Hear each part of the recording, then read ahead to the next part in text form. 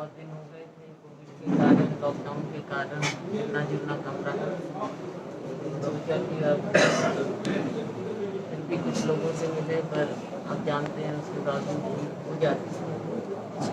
पर आप लोगों का, मीडिया का भी मैं धन्यवाद करना चाहूँगी कि कोविड-19 लॉकडाउन के समय में आप लोगों ने भी, जहाँ हमारे दूसरे फ्रंटलाइन वॉरियर्स हैं मेडिकल फील्ड से या प्रशासन की ओर से, वहाँ साथ में मीडिया के साथियों ने भी बहुत अहम रोल अपना प्ले किया है। लोगों के बीच में जाकर असलियत दिखाना, लोगों को अवगत कराना, आपकी शुक्रगुजार साथियों। मुद्दे बहुत हैं,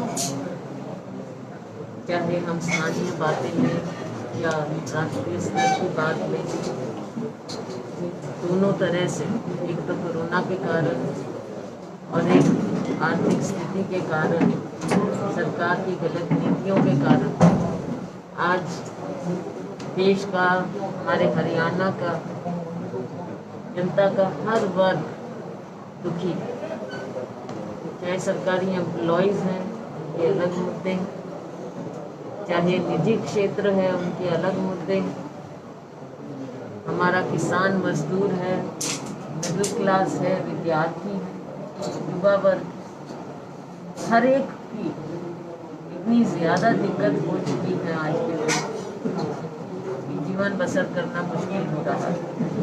और दुख की बात ये है कि सरकार, भारतीय जनता पार्टी सरकार अपनी पुरानी आदतों से बाज नहीं आ रही है। अभी भी ज़मीन पर लोगों के लिए कुछ करने की बजाय अब भी सपने दिखाने में विश्वास रखती है। कहीं 20 लाख करोड़ का सपना दिखा देंगे, देश की जनता के लिए न जाने क्या करने जा रहे हैं, लेकिन जो ज़मीन पर है उसकी जेब में आज भी एक भी पैसा नहीं डाल पा रहे। बेरोजगारी इतना बढ़ गई, हमारा किसान त्रस्त है, हमारा मजदूर भूखमरी की ओर, मिडिल क्लास ने ऐसा समय बिल्कुल नहीं देखा जहां उसकी आमदनी ज़ीरो हो जाए। बच्चों की फीस बढ़ रही, शिक्षा बुरी तरह से प्रभावित हो चुकी। हमारा चाहे छोटा दुकानदार है, छोटा उद्योगपति है या बड़ा उद्योग,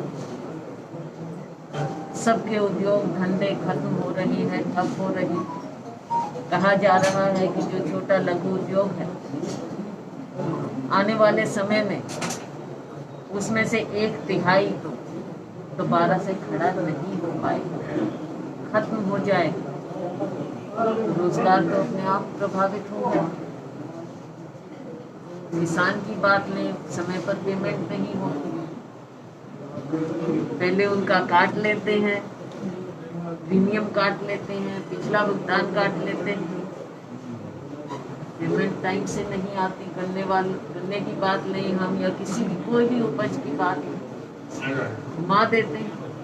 किसान को सीधा नहीं जाएगा, कहेंगे पहले बैंक में जाएगा, एक बैंक का नाम ले देंगे, वहाँ जाएगा और किसान की पेमेंट को देर करते कहा था कि आप आगे करेंगे तो हम आपको बोनस देंगे। कितने किसानों को बोनस दिया, जिन बीच में हम आ गए, कितने किसानों तक बोनस, आपने कोई बात जिक्र तक नहीं कर रहे हैं उससे। चाहे हमारा कोई भी अपने जो फल सब्जी उगा रहे हैं किसान, उनका जो हाल हो रहा है, तो ये परचेज करेंगे, बंद कर, पहले टाइम से बंद कर दिया। कहना कुछ है, करना कुछ है। किसान ऐसे लगता है कि धान उगाकर तो उसने कोई इतना बड़ा अपराध कर दिया है कि सरकार उसको सजा देगी ही देगी। भूजल संरक्षण की बात करते हैं, धान मत उगाओ, मक्का उगाओ। पिछले साल आपने कहा ना, तो वो आपकी स्कीम चली, पूरी तरह से फेल हो गई, ना आप ढंग के बीज दे पाए, उसका आपने आकलन नहीं किया कि हम 2000 रुपया दें, कितनों को दिया, 8 ब्लॉक और बढ़ा दिया आपने। लोगों ने जब प्रोटेस्ट किया किसानों ने, फिर कहते नहीं ये तो हमारी एडवाइजरी, तो मुख्यमंत्री जी ऐसी बात कहें, ऑर्डर पास करके और फिर कह दें एडवाइजरी, बात है मुखिया ऐसी बात है कैसे करें? लोगों के पास कागज है सरकारी,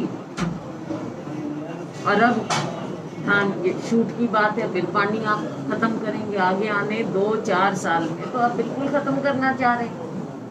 तो किसान कैसे कैसे अपनी जिंदगी बसर करेगा? क्या उगाए, किसकी खरीद करे? मक्का की क्या आप खरीद कर रहे हो?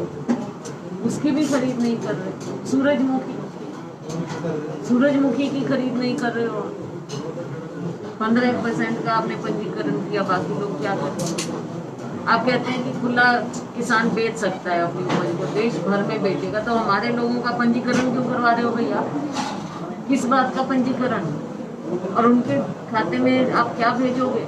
आप तो दूसरी जगह से, दूसरे स्टेट से खरीद लोगे, तो यहाँ के किसान को क्या मिलेगा? और वो कहाँ जाएगा बेचने? सब दिखावा है। और स्टेटों में किया, वहाँ पे कितना सफल हुआ? पूरे देश का जो आप सपना दिखाने में लग जाते हो, राशन कार्ड एक कर देंगे हम, किसान का ये बेच दे, ना आप उनके दर्द को, पीड़ा को समझते। गरीब के हाथ में कुछ नहीं। भाई गरीब को हमने डिमांड किया है, राहुल जी ने डिमांड किया कि सबके खातों में आप 10,000 रुपया दो एकदम तुरंत, तो 6 महीने तक 7500 रुपया दो, ताकि उसके हाथ में कुछ आए। ये तो नहीं है ना कि सिर्फ वो खाने की लाइन में लगा रहे सुबह शाम, कि कोई संस्था खाना दे दे तो पेट भर लेंगे। और भी ज़रूरतें हैं उसकी, रोजी रोटी छिन गई है। जो दूसरे प्रदेशों से आकर अलग प्रदेशों में काम कर रहे थे वो वापस कैसे गए? क्या दयनीय स्थिति। हमारे देश के लोग हैं, हमारे नागरिक हैं, हमारे भाई बहन हैं। आज ऐसी आपदा में, ऐसी स्थिति में आप देखते हैं आपका दिल नहीं दहल जाता। उनके लिए आप क्या कर रहे हैं? नहीं, हमने ट्रेनों में कर दिया। कितने लोगों के पंजीकरण हुआ, कितनों को पहुंचा पाए? जानी थी कहीं ट्रेन और जा नहीं रही है, और ये जग है जबकि ट्रेन का नॉर्मल ट्रैफिक नहीं है।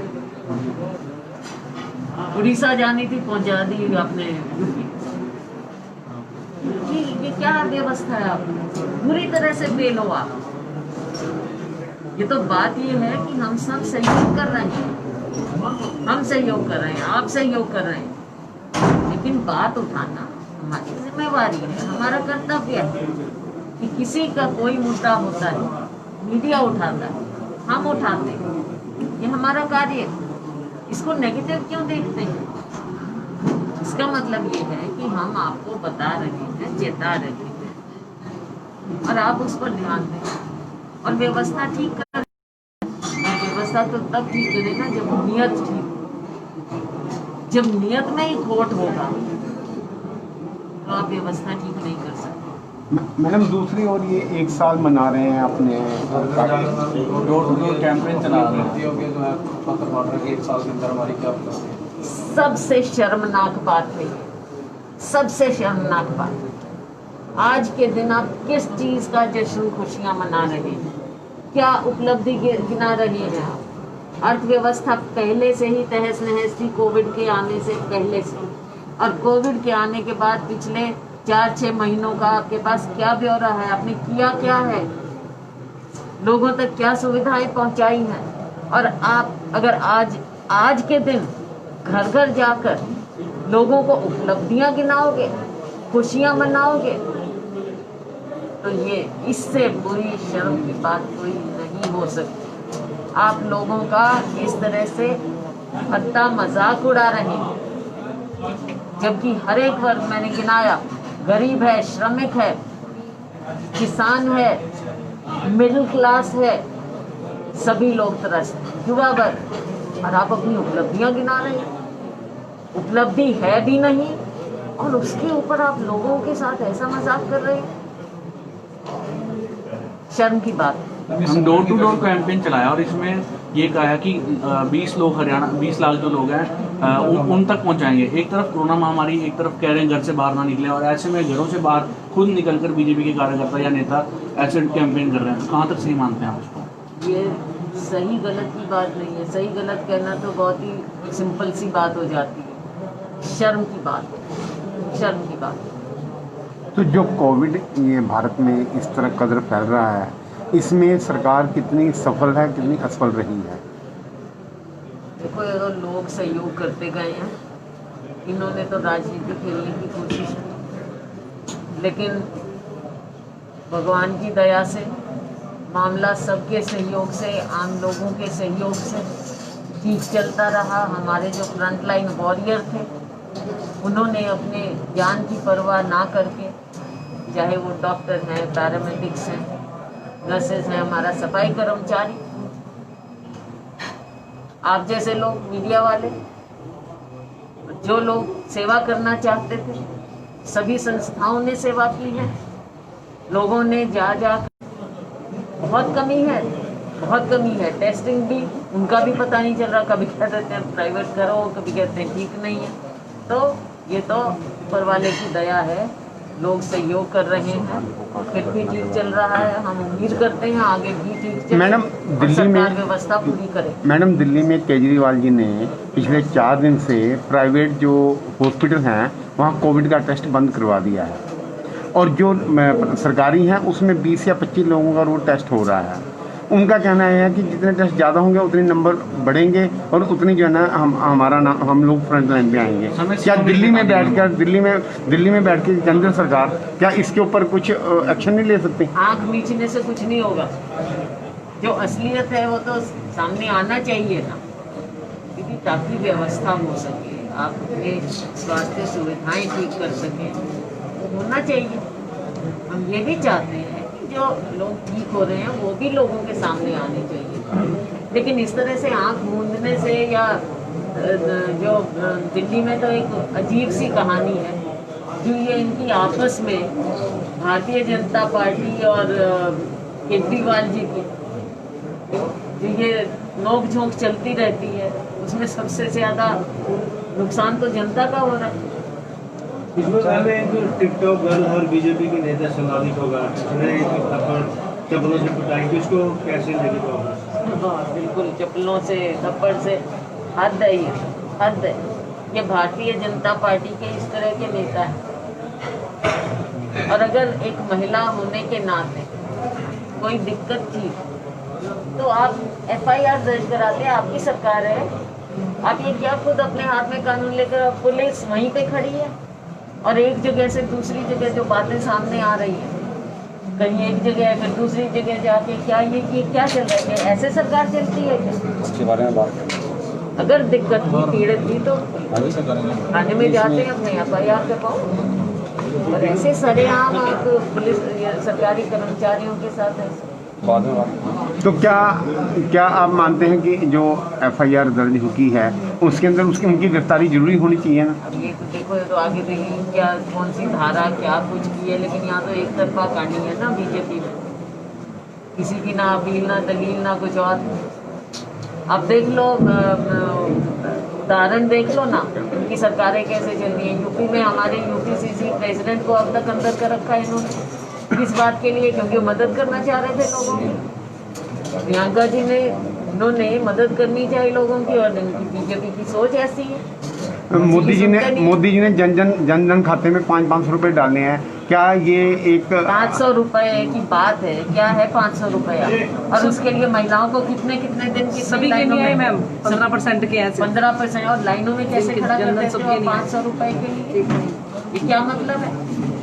दिखावा है, लोगों को हमेशा इन्होंने लाइन में खड़ा रखना है। कांग्रेस जवाब मांग रही है, जो पुनः रिफंड की बात कर रहे हैं, ₹1 रुपया खर्च करने का दावा करती है, लेकिन जब हिसाब मांगने की बात आती है तो कोई जवाब नहीं आता। हिसाब तो देना पड़ेगा, हिसाब तो जनता मांगेगी, क्योंकि आम नागरिकों ने, कांग्रेस पार्टी ने दिया 40 लाख हरियाणा में जो कोरोना रिलीफ फंड, MLAs ने दिया, मैंने MP दिया केंद्र में। तो ये सब बातें अलग हैं, लेकिन जो आम लोगों ने, आप जैसे लोगों ने इस रिलीफ फंड में पैसा दिया, क्या आप नहीं जानना चाहोगे? हमने पैसा दिया, क्या हम नहीं जानना चाहेंगे कि वो फंड कहाँ कैसे खर्च किया जा रहा है? सब जानना चाहेंगे, आम जनता जानना चाहेगी। और आप सरकार में एक लोकतंत्र है, आप ऐसे कोई चीज़ छिपा नहीं सकते हैं। ये कायदा कानून पूरे देश के लिए और सरकार के लिए भी है, और रूलिंग पार्टी के लिए भी। उसकी आवाज़ को दबाया जाता है। कैसे दबा सकते हैं? हमारी कांग्रेस की आवाज़ को नहीं दबा सकते ये, कहीं भी चाहे हमको आवाज़ उठानी पड़ेगी हम उठाएंगे। ये तो चाहते हैं कि मीडिया की आवाज़ भी दबी रहे, मीडिया भी कुछ ना दिखाए। दूसरा ये भी कहते हैं हिमाचल में कहते हैं घोटाला हुआ था, हमारे जो प्रदेश अध्यक्ष हैं बिंदल जी उन्होंने इस्तीफा दे दिया। क्या इस्तीफा देने से काम चल हरियाणा रहा में किसने इस्तीफा दिया? हरियाणा में इतने बड़े बड़े घोटाले हो रहे हैं, किसी एक ने भी इस्तीफा दिया? बड़ी से बड़ी बातें हुई हैं, किसी ने इस्तीफा दिया आज तक? वहाँ पर तो बिल्कुल इनके मुंह पे बात आ गई थी, इसलिए दिखावा कर रहे हैं। इसमें मैम जो अनलॉक 5 लगाया है, मतलब अनलॉक मतलब 1 जिसको बोला जा रहा है, जो सुविधाएं दी जा रही है और बढ़नी चाहिए या टाइट होना चाहिए, किस रूप में देखते हैं आप, ये कैसे होगा? सुविधाएं तो आम नागरिक को चाहिए, जैसा मैंने पहले कहा, गरीब आदमी के खाते की बात है, उद्योग शुरू करने की बात है, किसान को सहूलियत देने की बात है, जो हमारा मिडिल क्लास है हाउस टैक्स आप माफ़ कीजिए, अब जो कमर्शियल प्रॉपर्टी टैक्स है वो माफ़ कीजिए, बिजली के बिल आप सही ढंग से कीजिए, ऐसे नहीं कि बंद पड़ा है और आप फिर भी उसे बिल ले रहे हो, और अब नहीं चलो 3 महीने बाद हम ले लेंगे आपसे जो आपको लोन दिया भाई, लेकिन इंटरेस्ट जिसकी कमाई नहीं है वो कहाँ से देगा? तो ये सहूलियत जन जन तक पहुँचाने की बात है, जो कि ये पूरी तरह से फेल है। मैम सरकार की 1 साल की बहुत बड़ी बीजेपी के नेता कह रहे हैं कि बहुत उपलब्धि है, चाहे वो 370 हटाने की बात हो, राम मंदिर के अन्य मुद्दे हैं, आप पूरे को किस तरीके से देखते हैं और कितने नंबर देंगे? हम तो और हम क्या, जनता इनको 0/0 दे गई। क्या उपलब्धि है, दिया क्या है इन्होंने आम जनता के लिए? क्या किया? क्या 370 क्या 370 की बात? आप बता दो आपको क्या मिला है उससे? हरियाणा के लोगों को, हरियाणा के युवा को चुनाव में भी आप पूछते थे कि हमारे युवाओं को रोजगार दिया क्या, उनको सक्षम बनाया क्या? कौन सी उपलब्धि आप गिना रहे हो? गरीबों को, किसानों को, किसको क्या दिया है आपने? उपलब्धि तो वो होती है जब जनता बोले हाँ हमारे को सरकार ने सक्षम बनाया। क्या प्राइवेट जो स्कूलों मनरेगा को ये इतनी बड़ी बड़ी गालियां निकालते थे, खत्म करेंगे करेंगे, आज के दिन अगर ग्रामीण क्षेत्र को कोई उठाएगा वो मनरेगा उठाएगा। हमारी डिमांड है कि 100 से बढ़ाकर आप 200 दिन करो मनरेगा, बजट बढ़ाओ। मैडम क्या फीस स्कूल वालों को लेनी चाहिए या इसके ऊपर कोई सरकार की रणनीति होनी चाहिए? सरकार को नीति लानी चाहिए, लेकिन ये नीति विहीन सरकार है, कुछ नहीं कर पा रही है, किसी बारे में कोई नीति नहीं है। बात ये करते हैं, लेकिन आज के दिन आप ये देखो, चाहे शिक्षा की बात हो, हम जहाँ पर हैं, ये बात आप जरूर नोट करिए, हम यहाँ पर हैं, यहाँ पे सड़कों का क्या हाल हो रहा है। माइनिंग की बात छोड़ो, चलो माइनिंग की तो हम कई बार उठा चुके हैं, अब ये बताओ ना कि सड़कों का क्या हाल हुआ है और ये क्यों हुआ है और उसकी मरम्मत क्यों नहीं करवा रहे हैं? आम लोगों का जाना ना मुश्किल हो रहा है, रोज एक्सीडेंट होते हैं। केंद्रीय मंत्री ने यहाँ पे सरकार बैठी है आपके यहाँ, नहीं, केंद्रीय मंत्री ने कहा है कि 21 तक कोई भी डेवलपमेंट कार्य नहीं हो पाएंगे, तो आप ऐसे गड्ढों में ही रहना, इनका कहने का ये मतलब है। इसमें मैम एक जो अभी प्रवासी मजदूरों की समस्या आई थी, जो अभी लॉकडाउन हुआ था, वो कहाँ के विपक्ष ने भड़का दिया था जिससे वो अपने अपने घरों को लौट आए, विपक्ष पर रोक लगाया।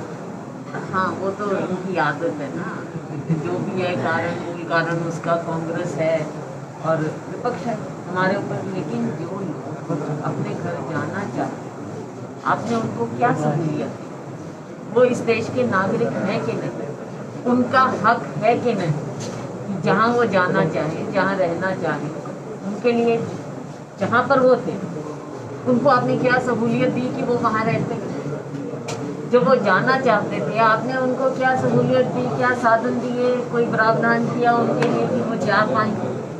हर तरह से फेल है। उंगली हमारे ऊपर उठाने जैसे जनता देख रही है, देश देख रहा है, दुनिया देख रही है। सबसे बड़ा फेलियर है इनका, मॉन्यूमेंटल फेलियर है जो हमारे ही नागरिकों के साथ हुआ। जो यमुना में से निकल के गए हैं प्रवासी मजदूर, आप और लोगों ऊपर ने से उन्होंने दिखाया। पानी भी छोड़ दिया, और बसें भर के आइडल वापस से पानी छोड़ दिया ताकि डूब जाएंगे। यहाँ तक तो किया उन्होंने, वो भी विपक्ष ने किया कि पानी छोड़ दो। मुजफ्फरनगर से भर के जी वापस यहाँ छोड़ दी, जाना था वो भी विपक्ष ने किया कि कहा कि भाई पानी छोड़ दो। मुजफ्फरनगर से हम 2 बसें भर के कलौर बॉर्डर पे, वो हमारे यहाँ रही थी 752 में क्षेत्र। अच्छा, ये जो आप जिक्र कर रहे थे जो हिसार से फोगाट हैं, जिन्होंने पिटाई की है। हाँ हाँ तो ये तो आपके यमुनानगर में भी इस तरह कांड कर रहे हैं। यमुनानगर का क्या है इसमें? बताया कि जिनके साथ हुआ है बताओ जी तारक जिले से ही जान से मारने की धमकी दे रहे हैं। और उसके पूरा कैसेट है, गाड़ियाँ निकाली हैं, जान से मारने की धमकी दी है, कपड़े उतार देंगे तेरे, नंगा करके पीटेंगे। इनके गांव में ठेका है ना, वो बंद करने के लिए जबकि सरकार की पॉलिसी है हम बंद करना चाहते हैं ये गांव वालों का हक है, अगर वो बंद करवाना इनका चाहें ठेका है, उन्होंने फोन किया है, इनको धमकियां दी है, सारी तो रिपोर्टिंग अंधेर कर दी है, अभी तक भी मतलब अराजकता है, अंधेर कर दी है। एसपी साहब को भी दे दिए। और सरकार का पूरा संरक्षण है। वरना ऐसे कैसे कौन किसी को धमकी दे और कार्रवाई ना हो। आम नागरिक की जिंदगी क्या कीमती नहीं है? इंक्वायरी होनी चाहिए इनकी, कैसे कोई धमकी देगा? जनाब जान से मारने की धमकी दे रहे। और शराब के घोटाले हो रहे हैं। हाँ जी 29 तारीख की कंप्लेंट दी है। लॉकडाउन में खुली शराब बिकी है प्रदेश के अंदर। और सरकार के पास राजस्व उन्हीं लोगों ने बेची है। विपक्ष ने कहा भी तुम खुली शराब बेचो। इसमें चलान भी है इस लड़के इसके लड़के का। ये लेटर आप इसके बहुत हो गया।